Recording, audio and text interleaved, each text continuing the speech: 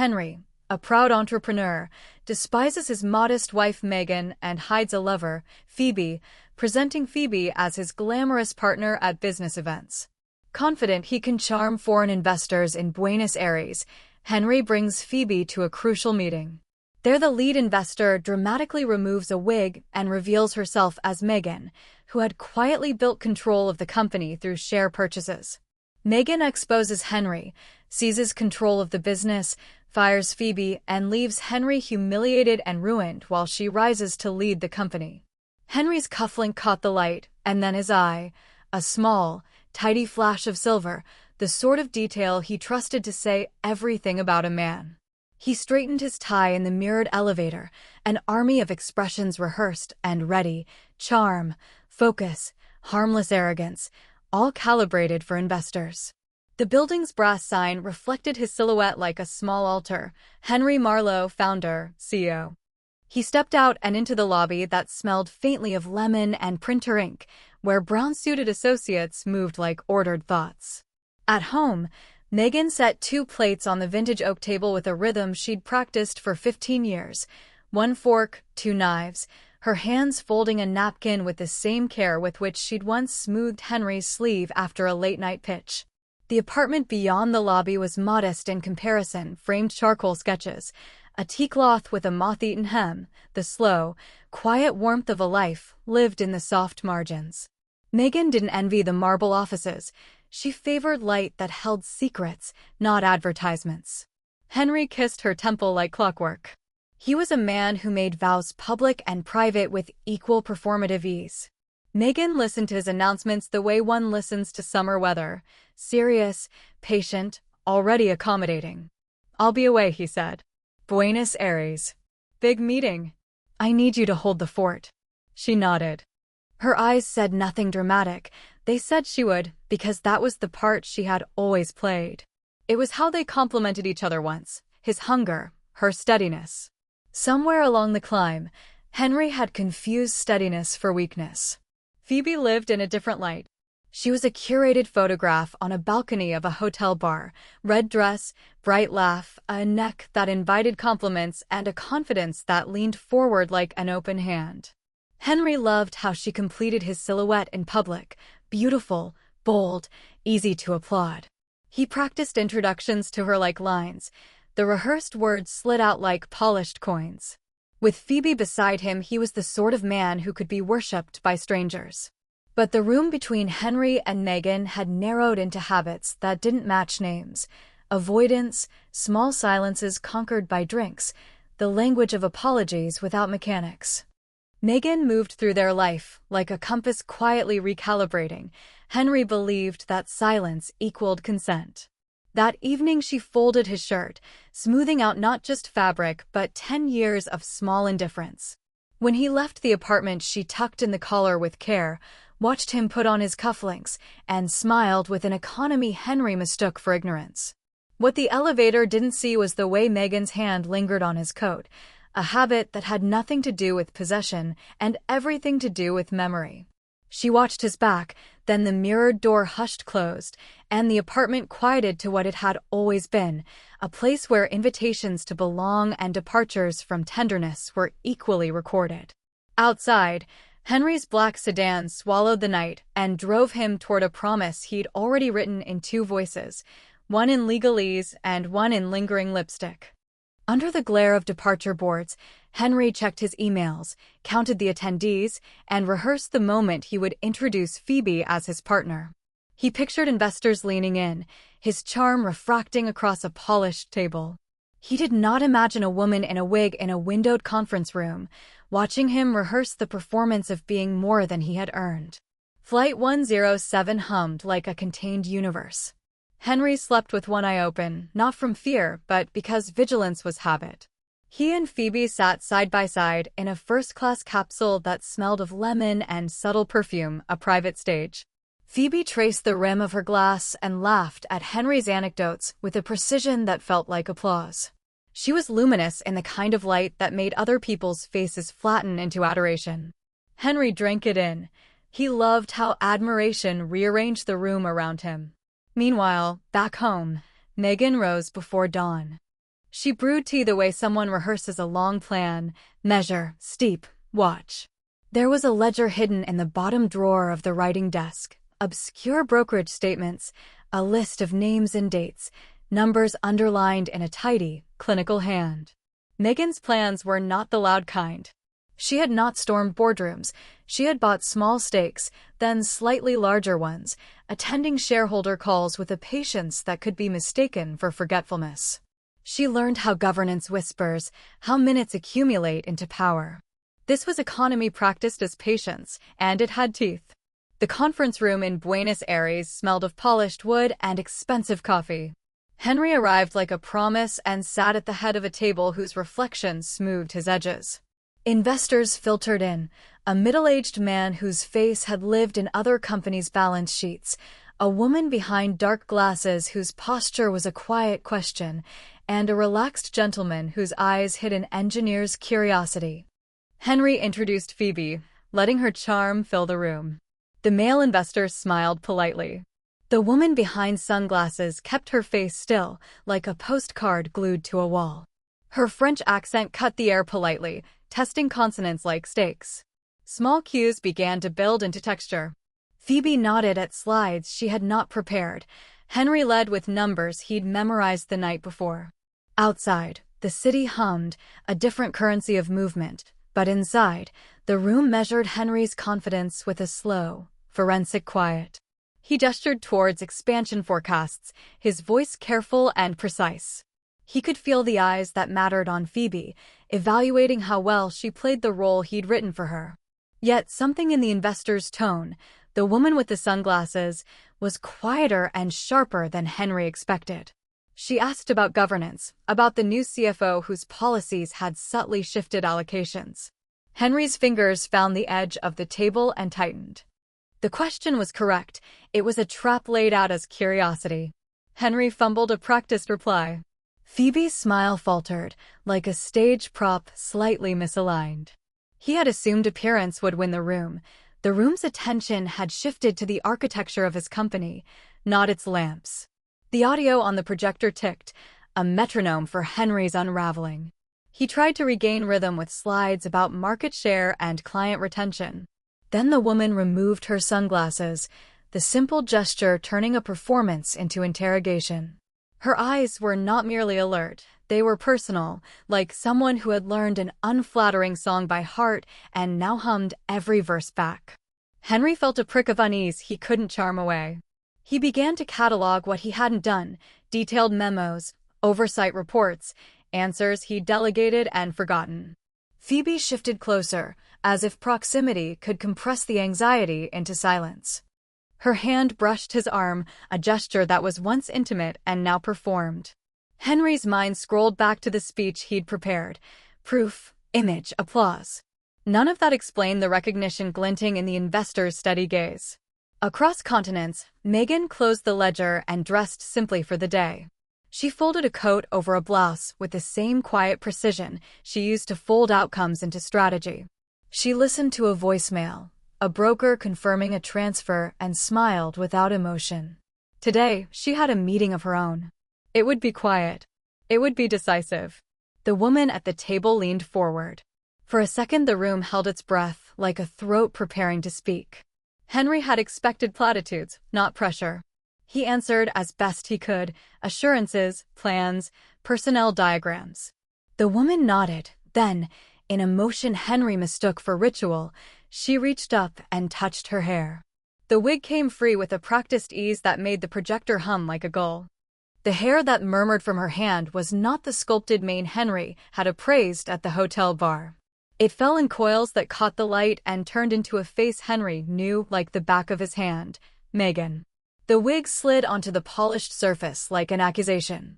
For half a heartbeat the room split into two planes, the clinical present and a personal history Henry had believed closed. Time rearranged itself. Phoebe's glass froze midair. The male investor's polite smile thinned into curiosity. Henry's throat contracted. He tried to say something sensible, an entreaty, a lie tuned to conscientiousness, but his voice came out like a child's. Megan's eyes did not dart, they held like a judge's gavel. The calm she wore was not the soft resignation Henry had mistaken for passive endurance. It was precision, a woman who had turned observation into strategy. "You look surprised," Megan said, the English smoothing around her like a winter coat. The room pivoted on that sentence. Henry felt his practiced life unspool. He remembered a dinner table, a folded napkin, his dismissive smile.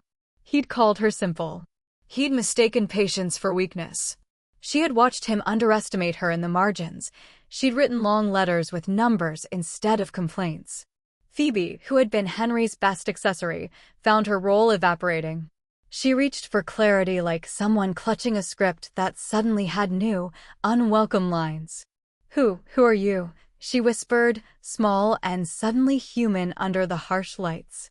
Megan smiled, not the warm, forgiving smile Henry had taken with him, but one sharpened by calculation.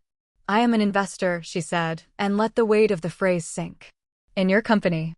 The words landed like currency. The notion that she could have been working at the edges of his empire while he lived center stage felt like cold iron sinking into his chest. The male investor's eyebrows rose. The relaxed man became attentive. The sunglasses woman, now revealed as a woman without disguise, had the authority of someone who had been present for years of balance sheets and quiet motions. Henry attempted a reclamation bluster, quick facts, an appeal to shared history in the room, but his voice thinned under a new fact. Megan had not merely observed, she had acted. She had bought shares, met with counsel, filed documents. Her patience had been a long disciplinary measure, not surrender. The reveal was not just personal humiliation, it altered the ledger of power in the company. In the pause that followed, the world looked different. Numbers on Henry's slides looked like paper masks. The carefully constructed facade of charm and appearance now appeared precarious, brittle under scrutiny. Megan reached into her bag and withdrew a folder, shareholder certificates, notarized transfers, minutes signed by proxies. She placed them on the table with a quiet authority that made Henry's throat ache. "You built a life on presentation," she said softly. "I built a company on ownership." The phrase stitched past to present with the bluntness of an indictment. Henry's mind scrambled not for the facts. He'd once relied on charisma, presentation, theatricality, but for a defense that no longer fit the new ledger. His mistake was no longer a marital betrayal alone. It had become a practical miscalculation in front of the very people whose trust he needed. Phoebe's hand found Henry's sleeve, then retreated as if burned. Outside the windows, the city went on indifferent. Inside, a private life had become a public accounting and the numbers were unforgiving. Henry's mouth formed words that had been practiced in other rooms: apology, explanation, plea. They sounded thin in the cool air of the conference room. Megan did not flinch from his attempt. She catalogued it like another line item. The investors read the exchange with the detached arithmetic of people who measure risk with a steady pen. Henry tried to summon the charisma that had built him, witty asides, confident gestures, and discovered the gestures were hollow when the balance sheet bore witness. "Henry," Megan said, folding her hands, "the matter is not whether you love someone or another. The matter is stewardship." Each syllable was a measured step down a staircase he'd once thought he'd designed. She spoke of governance, transparency, the fiduciary duties he had minimized when he believed charm was currency. She spoke with the calmness of someone reading minutes she had helped draft. When she mentioned the new CFO and resource allocations, Henry could see the threads he'd left exposed. He had delegated decisions to men whose names now formed a shadow network he hadn't inspected. He had prioritized optics over oversight. The investors asked questions that shaved at Henry's defenses. How did he intend to reconcile leadership with the governance lapses? What safeguards did he propose? Each question exposed an omission, and signed minutes, an account he'd not read in months, a policy implemented by the CFO blindsiding him. It wasn't malevolence that unraveled him as much as negligence. The public form of his life had concealed administrative rot. Phoebe, once his armor, had no answers for policy. Her charm had never been intended to navigate procedural detail. She faltered when asked about the strategic plan. Henry's tongue tripped over jargon he'd outsourced. He'd relied on shadowed competence, not his own. Now that trust contracted into thin strands that Megan's paperwork could sever. The investors watched how the couple parsed these facts. The relaxed man jotted notes. The middle-aged gentleman awoke, scenting culpability. Megan, cool and composed, offered amendments, clearer reporting lines, succession planning, oversight committees. It was governance dressed in pragmatic sentences. Henry felt panic like a tide under his ribs. He had always preferred the theater of success, gala entrances, sanctioned applause, to the quiet mechanics of organizational integrity. He had assumed image was leverage. She had assumed shares were leverage. The difference now was visible to all.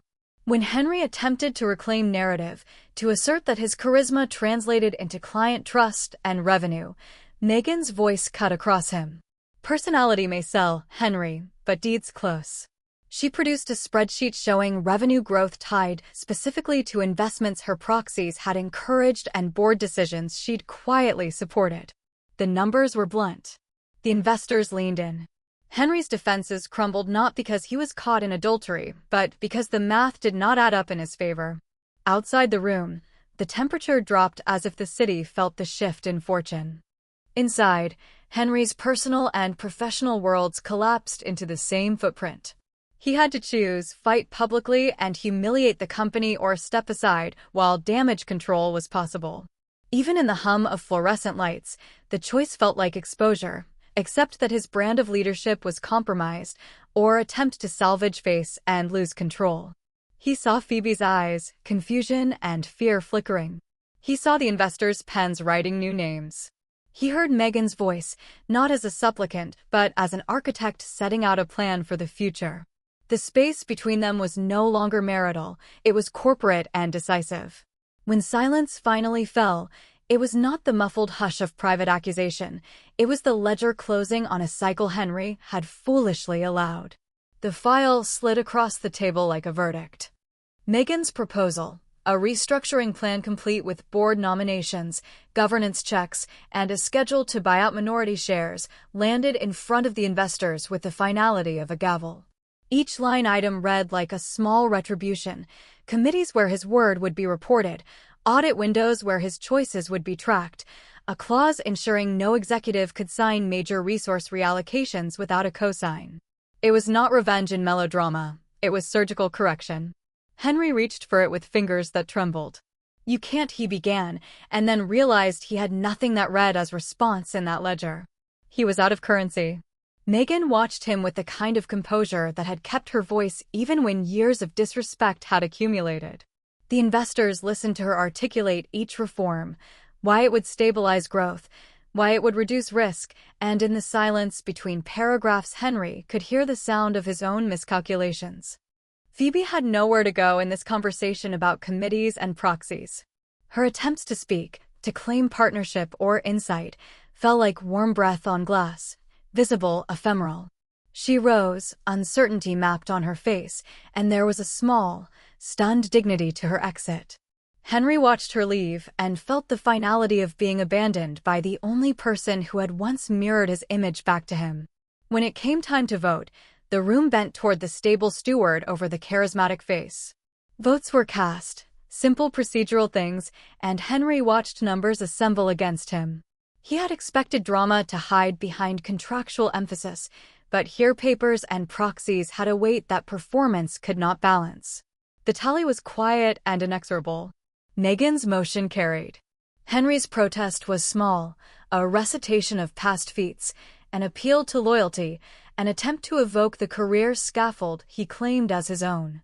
It landed like a thin leaf on concrete. Megan met each point with counter-evidence: minutes, signed agreements, third-party confirmations. She spoke, not as a wronged woman in a soapbox, but as a steward of future revenue. When the final signature was affixed and the investors nodded with the kind of neutral respect usually reserved for well-ordered transitions, Henry felt his identity slide into irrelevance. He tried to bargain with eyes looking for pity, but the pity was calculated away by corporate necessity. The boardroom was a different theater now, one where the audience preferred competence to spectacle. As the room emptied, Henry remained seated for a long moment, the hum of the air conditioning filling the spaces where applause had once lived. Megan straightened, collected her folder, and walked toward the door with steps that did not look back. Her hand paused at the frame.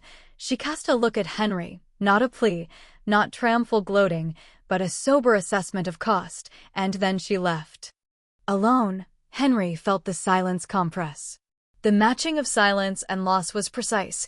Everything he'd built in posture and performance seemed to disentangle from real agency. He had traded vigilance for vanity. The market had made him pay with reputation and role. He realized with sharp, late clarity that the ledger was not only about money. It was about trust and stewardship, about small unnoticed actions that generate authority over time. He had been present at his own downfall and had applauded the wrong things. Weeks later, the headlines were clinical and unsympathetic. Leadership reshuffle, new board appoints CEO, company stabilizes. Megan's name appeared in the bylines not as a shock but as an inevitable correction. She presided over strategy sessions with an economy Henry had never learned, quiet, efficient, and bruised into clarity. Markets responded the way they do to certainty, with capital and quiet trust. Henry walked past the headquarters, its letters rebranded, polished into a sign that looked like a final notice. He had imagined one day his name in light, now it read differently. The building, which had once been his stage, became a monolith of a life he no longer occupied. He visited the cafe across the street and sat among commuters who used words like merger and quarterly with casual assurance. He tried to engage with the grooms of his past life, but the conversations skimmed past him like water off a leaf. Phoebe disappeared from his orbit the way weather clears. No calls, no messages, only an automated reply to his last text. The lover who had been his accessory had legs only when they walked in his shadow. It stung less as humiliation than as recognition.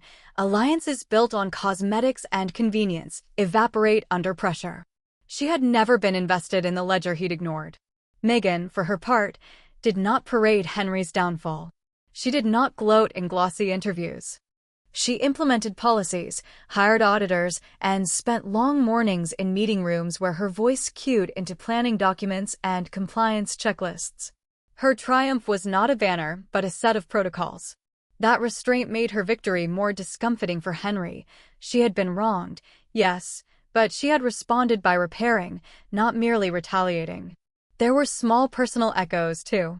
Henry received a formal notice, division of assets, legal terms that read like meth. He signed in a scripted, rote way. He moved into an apartment with fewer windows and more reflection. At night he sat and replayed moments, a napkin folded, a laugh that had not been turned toward him. Memory is a country with few roads. He discovered that the scenic route always led back to small things he'd neglected. The story's final image is not cinematic fireworks, but a simple one. Megan in a high-rise conference room, a cleanly pressed blouse, a stack of notes, looking out at the city. Below, the streets move like a market made visible. Fortunes shift in the pace of people's steps. She is not triumphant in the way a movie villain is. She is competent and quietly exhausted, having taken on the cost of running what she'd long helped to sustain. Henry looks at a screensaver of the headquarters on his phone, the name bold and indifferent. He swipes and the screen clicks off. The final scene holds a lesson without sermon. What matters endures not in performance, but in careful, consistent care. Megan's ascent is a reclamation of agency. Henry's fall is a study in hubris. The last line is Megan's, not a speech, but a decision she makes private, to govern well, whether for herself or for the many hands that rely on the company's weight. She closes the folder, breathes, and begins the work. The camera lingers on Henry's empty chair, a silhouette of someone who mistook light for substance, and then fades.